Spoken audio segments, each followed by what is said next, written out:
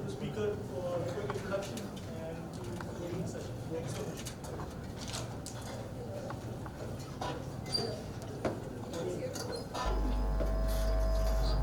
Hello.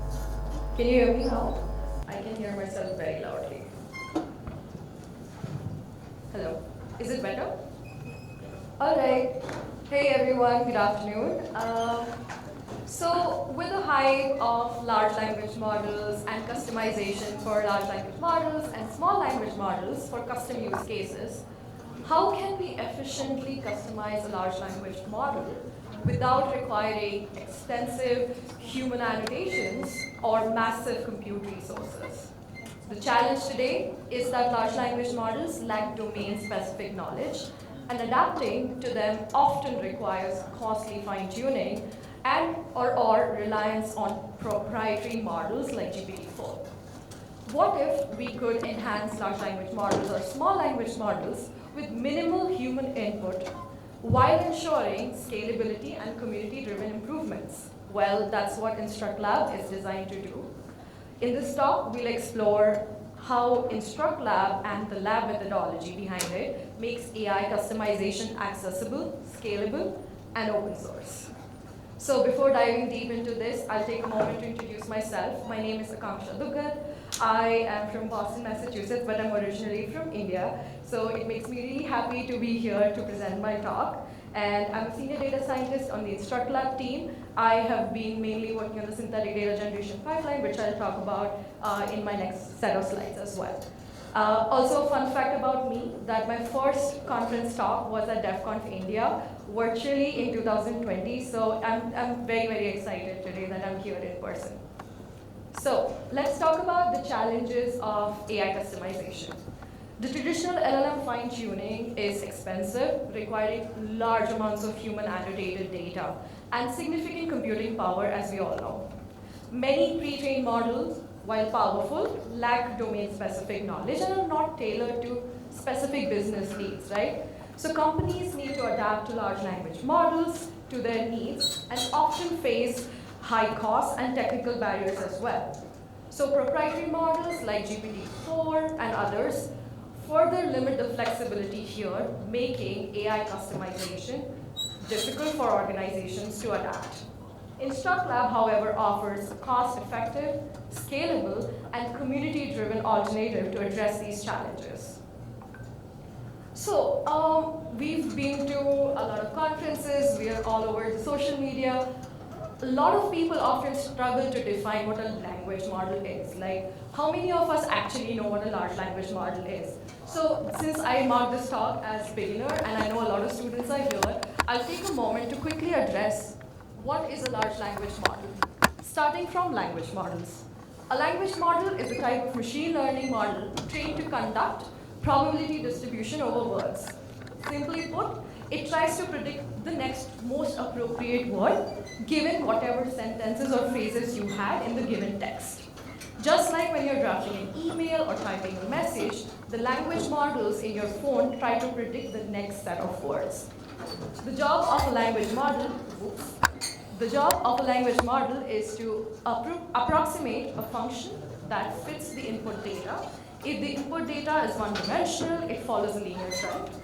If the line function is not sufficient, it tries to do some advanced techniques like statistical language models and neural language models. So what is a large language model? Large language model is a larger version of a language model. A language model is more generic than a large language model, however. Just like all squares are rectangles, but not all rectangles are squares, all large language models are language models, but not all language models are LLMs. So LLMs are a special type of language model, but what makes them special? There are two key properties that distinguish LLMs from other language models. One is quantitative, the other is qualitative. Quantitatively, what happens is that the large language model has a large number of parameters that it has seen before. On today's date, there's like 10 to 100 billion parameters that a large language model must have seen. And similarly, on the qualitative end, something remarkable happens when a language model becomes large. It starts to exhibit so-called emergent properties like zero-shot learning. And these are the properties that seem to suddenly appear when a language model reaches a significant amount of large size. So what are LLMs good at? So LLMs, as the name suggests, is a language model. It is by default good at text generation, language understanding, sentiment analysis, text classification, question and answers, and any textual related tasks. However, what LLMs absolutely fail and are not good at is complex logic and reasoning tasks, limitation in incorporating real-time dynamic information as well. So for example, if you ask ChatGPT today, hey, how's the weather today? It won't be able to answer it correctly. There's a lot of hype around code models, and that's still a very, very new technology. But the traditional language models are only good at text generation. So having said that, let's come back to InstructLab. What is InstructLab? InstructLab is an open source project developed by IBM and Red Hat designed to make AI model alignment and customization easier and more efficient. Unlike the traditional AI customization methods, InstructLab does not require any expensive human annotations or extensive retraining. It's built upon a methodology called LAB, large-scale alignment for chatbots, which we'll talk about in a bit. It focuses on scalable and taxonomy model tuning. This method allows anyone, even those with no to minimal experience in machine learning, to contribute to AI development. So let's talk about LAB, which is the large-scale alignment for chatbots method. This was originally developed by the MIT IBM Watson Lab. Now it's a part of the AI innovation team at Red Hat. Some of my colleagues, Shiv, Abhishek, Aldo, Kai, David, and Akash put together this technology. It allows you to introduce new knowledge and skills examples as a part of your taxonomy, synthetically generate more examples to amp up the data, and then fine-tune the model. Very fun thing about this lab is that it is based on Labrador, which is also Aakanksha's dog, and now the official dog name for InstructLab is Laddu, which is Aakanksha's dog name. So I thought it's a fun fact for all us Laddu lovers. So talking about large-scale alignment for chatbots, it's a methodology designed to reduce reliance on human annotations, but at the same time, we create a taxonomy that has various seed examples, context from documents, that leads to synthetic data generation and iterative alignment tuning. Taxonomy ensures that we have diverse and high-quality instruction data sets. Then synthetic data generation expands small human label samples into large, high-quality training sets and validation of synthetically generated examples. We'll go into the depth of each of these steps. And the iterative fine-tuning allows model alignment while preventing the initial knowledge to be lost. So why InstructLab? It's like a lot of traditional fine-tuning methodologies are not super flexible in terms of the models that you can use it with. So InstructLab supports various large language models like Llama family models, Mistral models, and Granite models.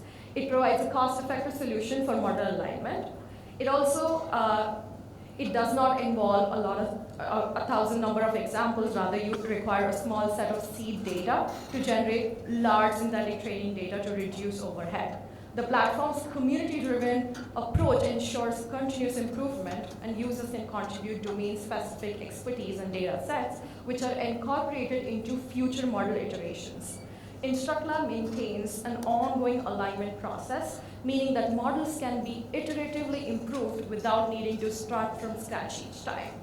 Unlike proprietary models that restrict updates and modifications, open source contributions to InstructLab allow the organization to fine-tune the models while retaining control over the intellectual property. This approach democratizes AI development, enabling businesses, researchers, and individuals to customize and align large language models to specific needs without the barriers of cost and infrastructure.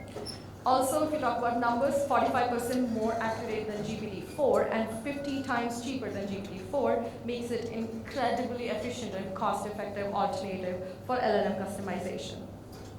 So let's talk about the workflow of InstructLab. InstructLab improves AI models in three-step process. The first is the taxonomy-driven data curation, organizes data into structured knowledge categories, ensuring diverse and high-quality training data sets. Then comes the large synthetic data generation, uses small number of human-provided seed examples to generate vast amounts of high-quality training data. The third step, iterative model alignment, it utilizes multi-phase tuning approach to continuously refine the model responses and prevent knowledge loss. So looking at the flow, what happens essentially is we take the user-provided taxonomy, move to the synthetic data generation bit, then mix the synthetically generated data with the pre-computed data set in the base model, then perform knowledge tuning, evaluate the checkpoints for knowledge tuning, then after selecting the checkpoint, we move towards skill fine-tuning, and evaluating the checkpoints for skill tuning results in a custom model that knows the domain-specific knowledge that you specified. So you've been hearing me talk about skills and knowledge, but what are skills and knowledge? So let's talk a little bit about what are skills and knowledge. So there are two kinds of contributions that the user can make to the taxonomy. Number one is skills. Skills is a data set where you can teach the model how to do a task. It's a pattern that can be generalized. So skills also have different categories like compositional skills that allow you to perform specific kind of tasks. For example, algebraic equations like the example I've shown here.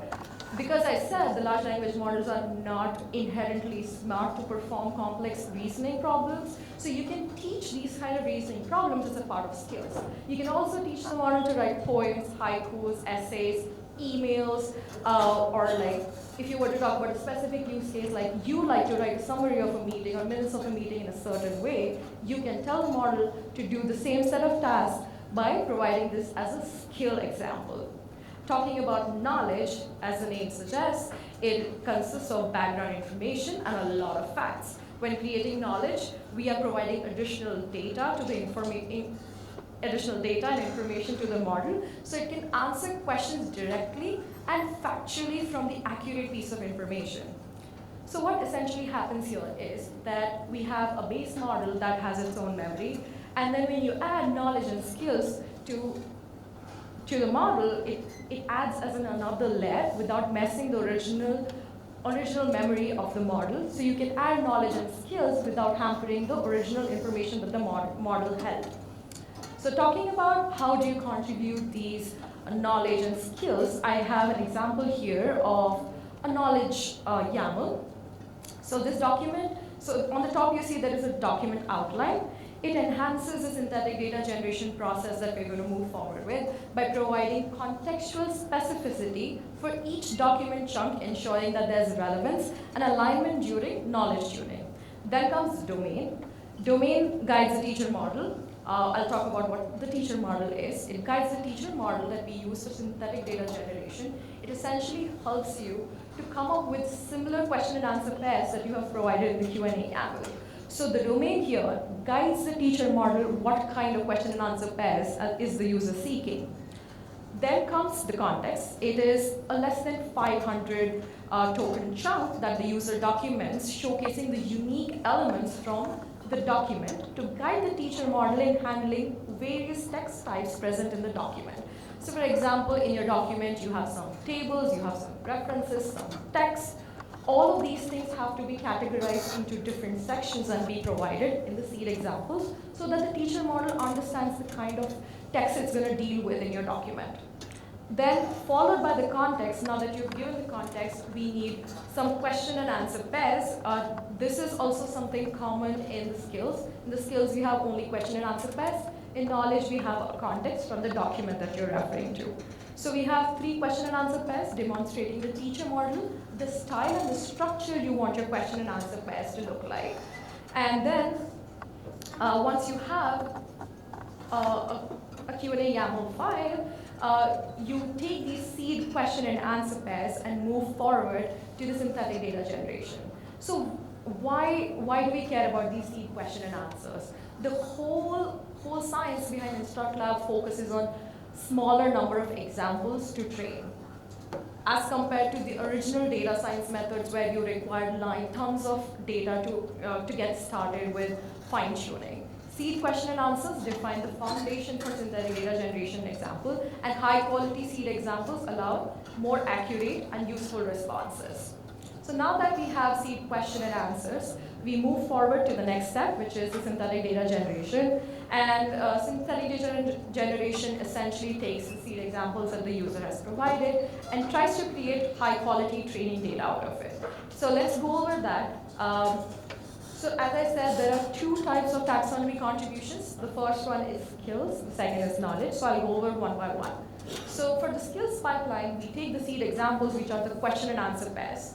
What happens here is we take these examples and first start to generate questions out of it. So each of these generate questions, eval questions, gen answers, eval Q&A. Here are blocks.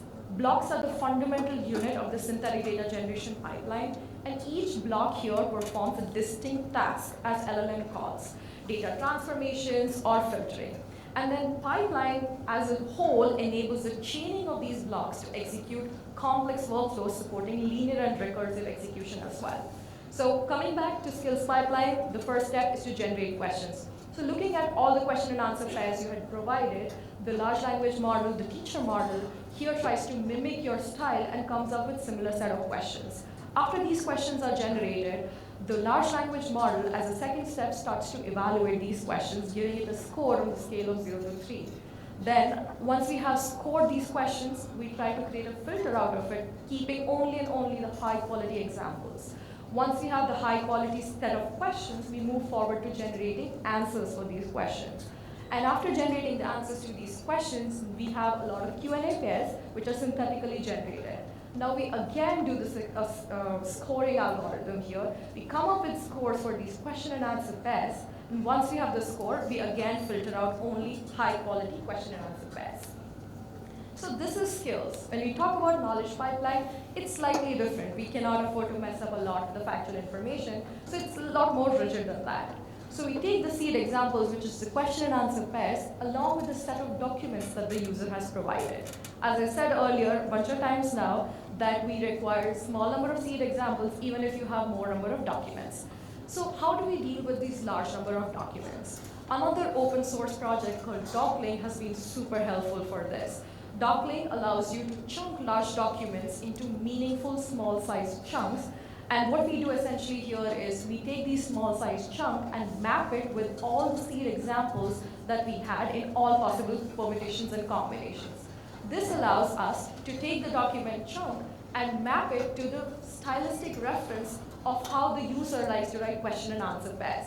So covering the entire document, we come up with lots of question and answers from each and every part of the document that you're provided. So after we have this new curated data set which has all the document chunks from every document that you have provided, along with seed examples that the user had initially provided, we move forward to question and answer generation, similar to the skills pipeline. So once you've generated question and answer pairs, we move towards the evaluation, which is super important because knowledge is factual information. We cannot afford the large language models to be hallucinating and making up own responses from their own memory. So what happens here is we evaluate the outputs for relevancy, faithfulness, and correctness, making sure that the answers generated only refer to the documents that the user had provided and not make up something from its prerequisite of the knowledge. All right. After this, we move towards training. For training, we utilize a multi-phase tuning approach to continuously refine model responses and prevent knowledge loss. So this is a quick diagram that illustrates the lab multi-phase training process, which ensures that the model is learning new skills while retaining prior knowledge. So the training is divided into two key phases. The first phase is phase of 7, which is the knowledge tuning. The process starts with a pre-trained model, and the model is fine-tuned using the knowledge data that we generated as a part of synthetic data generation to improve the domain-specific understanding. We select the best performing epoch. By the research, we have detected that the 7th epoch here is usually the best performer, and we select that checkpoint to proceed. After the knowledge tuning, we move towards skill tuning. This phase enhances the model's instruction following ability with the skill data, as you see in the blue box, while preserving all the pre-acquired knowledge data. The model is now trained to apply knowledge in practical tasks without forgetting previously learned concepts. And then we do the candidate checkpoints and evaluation. Several model checkpoints are generated at different training stages. These candidate checkpoints undergo empty bench scoring, which is a benchmarking method that evaluates the real-world model performance. And then finally, we have the model selection. The best performing model from the empty bench evaluation is selected as the final output checkpoint. This ensures that the most effective and the aligned model is deployed for downstream applications. So talking about the InstructLab workflow, if you were to access it through CLI, I unfortunately do not have a demo because I did not record it prior to this, and doing it live would take many, many hours. So I have a quick summary of all the CLI options that you have and how you can get started with InstructLab. I will share the links to the GitHub repository after this, but to give you a summary of what all commands and what all tools we have in InstructLab toolkit. So starting with when you first install iLab using pip, you will get a lot of functionalities. The first step you're going to do is set up your config, which tells you to map it to a model path, a taxonomy path, where you've stored your knowledge and skills. After this, if you don't have a model, you can use iLab model download to download the set of models. After this, you use iLab config serve. That is wrong, it's iLab model serve, that's a typo from my end. So it's iLab model serve, you serve the model, and then you open a split screen, and then you can chat with this model and see if it actually knows the skill or knowledge you're trying to add. If and only if it doesn't know that skill, it only makes sense to add it then. If it already knows, then there's no point of adding a new skill. So you can use iLab config chat to make sense out of it. Then comes iLab taxonomy diff. So after you have added taxonomy, as leaf nodes, you can check through iLab taxonomy diff if your taxonomy format is all right or not. Then you do the iLab data generate to generate synthetic examples. This might take a very long time depending on the kind of compute you're on, but right now we have a simple pipeline that any user can utilize. It only downloads a Mistral model, which is 4.4 gigs. So you can run it on any normal laptop. You do not require fancy compute to do that. However, if you were to use a more robust pipeline with a better teacher model, you can also download the Mistral model, which is roughly 200 gigs, so you would require some sort of compute node to perform that operation. And after iLab data generate comes iLab model train, which you can use to do multi-phase model training. And then finally, iLab model eval that you can use to perform model evaluation and score it on empty bench or MMLU. So the impact of AI customization is that the iLab trained models outperform traditional fine-tuning approaches while requiring very few resources. Benchmark evaluations on empty bench and MMLU can confirm that lab's efficiency and accuracy are on par. Organizations are adopting lab to reduce their costs, enhance AI responsiveness, and build domain-specific AI tools with the security of their data at the same point. So that being said, here are the resources where you can connect with InstructLab. That's the GitHub repository where you can go check out all the repositories and make contributions, make issues. We also have Twitter, YouTube, and our website on LinkedIn. I would encourage folks who are interested in joining the community to also join the Discord channel and join our weekly community meetings as well. And that's about it. Please let me know if you have any questions. Thank you.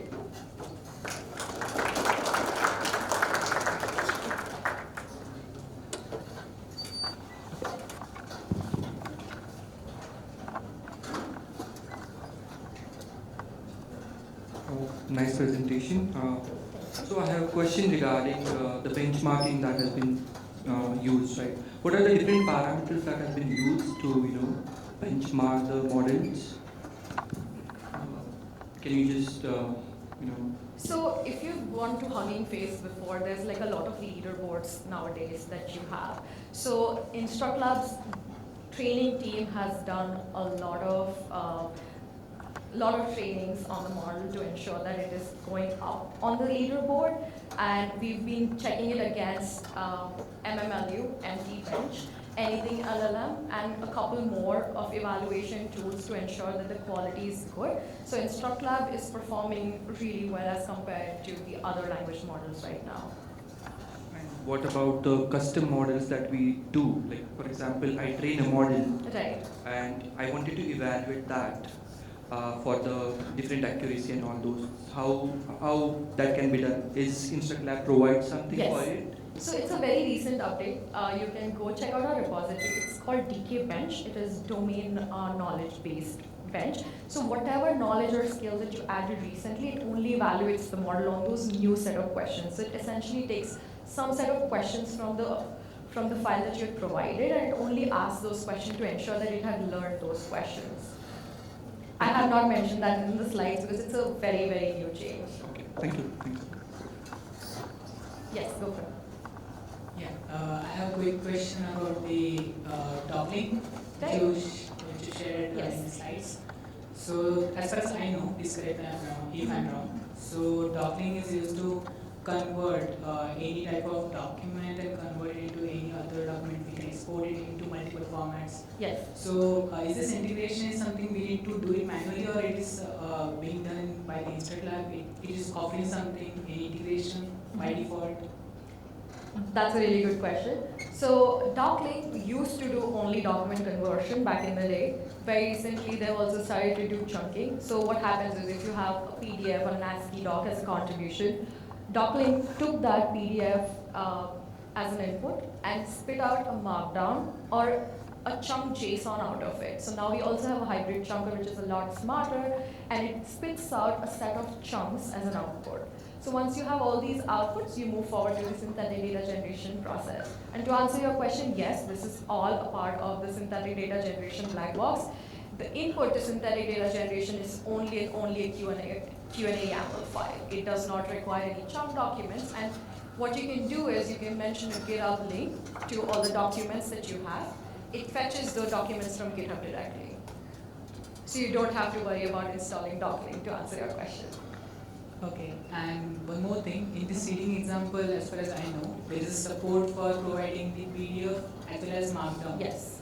So, in case of providing context, like for the docklink, we have some PDF or any web data, the XML or JSON data, which we need to convert it into PDF or text format.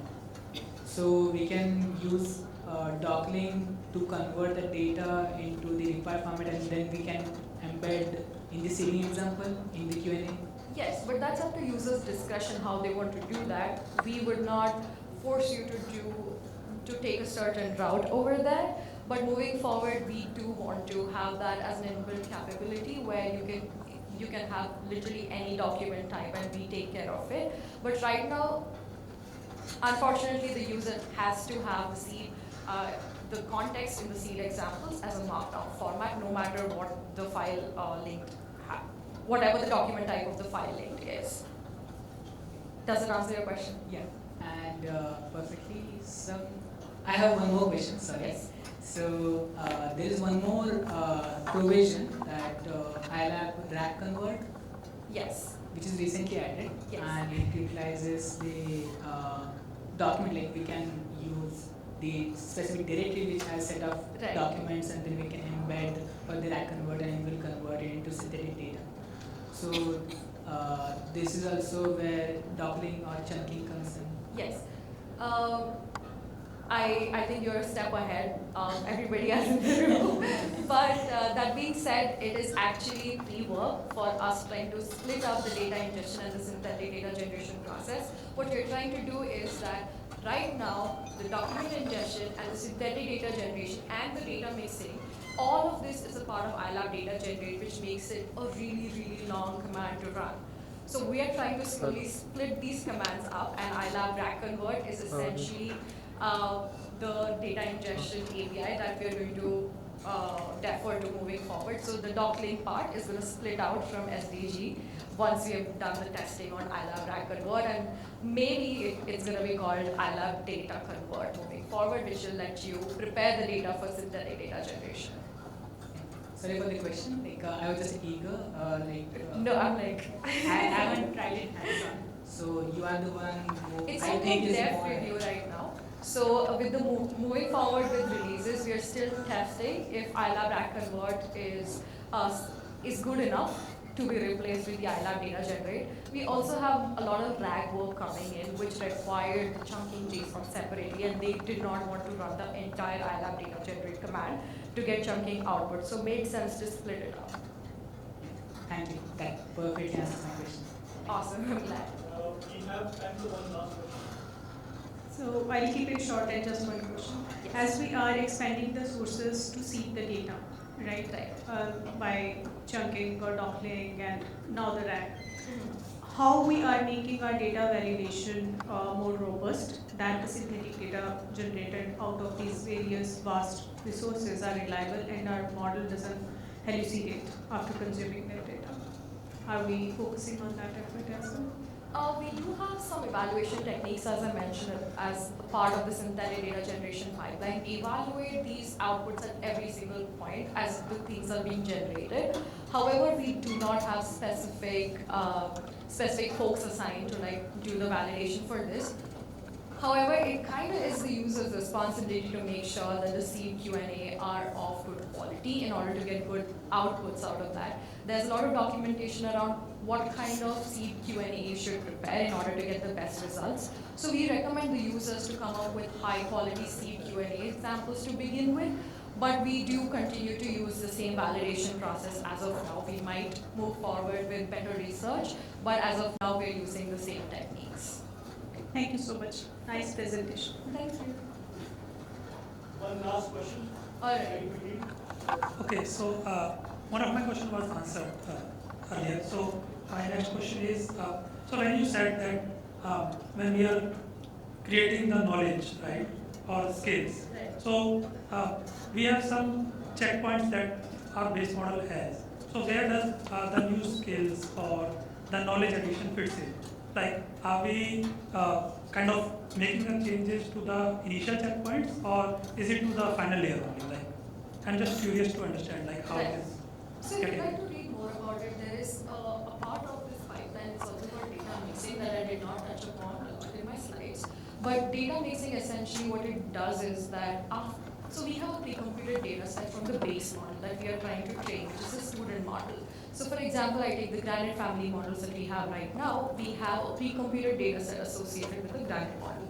We take this base model and then mix the generated examples, the synthetically generated examples, in this mixing data in a certain fashion so that we do not mess up with the prior knowledge, instead try to add new knowledge on the top of it and then perform fine-tuning on it. So this is, do not confuse it with the traditional fine-tuning or LoRa methodologies. This is slightly different the way we do the mixing. You can read more about it. There's a lot of technical depth in that, the way we mix, the way we train. So I would just try to simplify it. It's like you go in the memory, the brain of the model, and add more input data inside that, and then perform the training on it. And that helps it retain the previous knowledge and also take the new incoming knowledge. Does that answer your question?